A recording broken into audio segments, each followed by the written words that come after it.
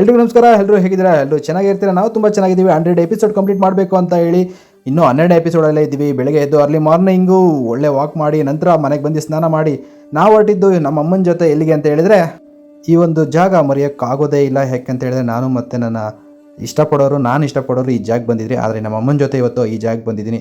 ಈ ಜಾಗ ತುಂಬ ಪವರ್ಫುಲ್ಲು. ಇಲ್ಲಿನ ಪೂಜಾರಪ್ಪ ದೀಪದಲ್ಲಿ ನನಗೆ ಮಂಗಳಾರತಿ ಕೊಟ್ಟರು. ಗೊತ್ತು, ದೀಪ ಅಂದರೆ ನನಗೆ ತುಂಬ ಇಷ್ಟ ಅಂತ, ಅದಕ್ಕೆ ದೀಪದಲ್ಲಿ ಮಂಗಳಾರತಿ ಕೊಟ್ಟ ಪೂಜಾರಪ್ಪ.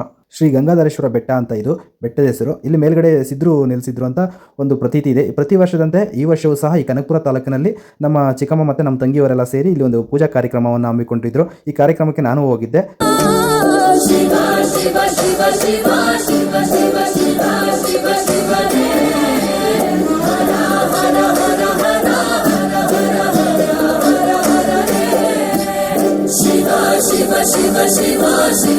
ಪೂಜಾ ಕಾರ್ಯಕ್ರಮ ಎಲ್ಲ ಆದಮೇಲೆ ಊರಿನ ಗ್ರಾಮಸ್ಥರಿಗೆ ಅನ್ನದಾನ ಇರುತ್ತೆ. ಅನ್ನದಾನಕ್ಕೆ ಏನೇನು ಬೇಕೋ ಎಲ್ಲ ವ್ಯವಸ್ಥೆಗಳು ನನ್ನ ತಂಗಿ ಮತ್ತು ನಮ್ಮ ಆಂಟಿ ಮತ್ತು ನಮ್ಮ ಅಮ್ಮ ಎಲ್ಲರೂ ಸೇರಿಕೊಂಡು ಮಾಡ್ಕೊತಾ ಇದ್ರು. ದೇವರಿಗೆ ಎಡೆ ಇಟ್ಟು ನಂತರ ನಾವು ಸ್ವಲ್ಪ ನೈವೇದ್ಯ ಪ್ರಸಾದನ ತಿಂದ್ವಿ. ತುಂಬ ಟೇಸ್ಟಿಯಾಗಿತ್ತು, ತುಂಬ ಸಖತ್ತಾಗಿತ್ತು.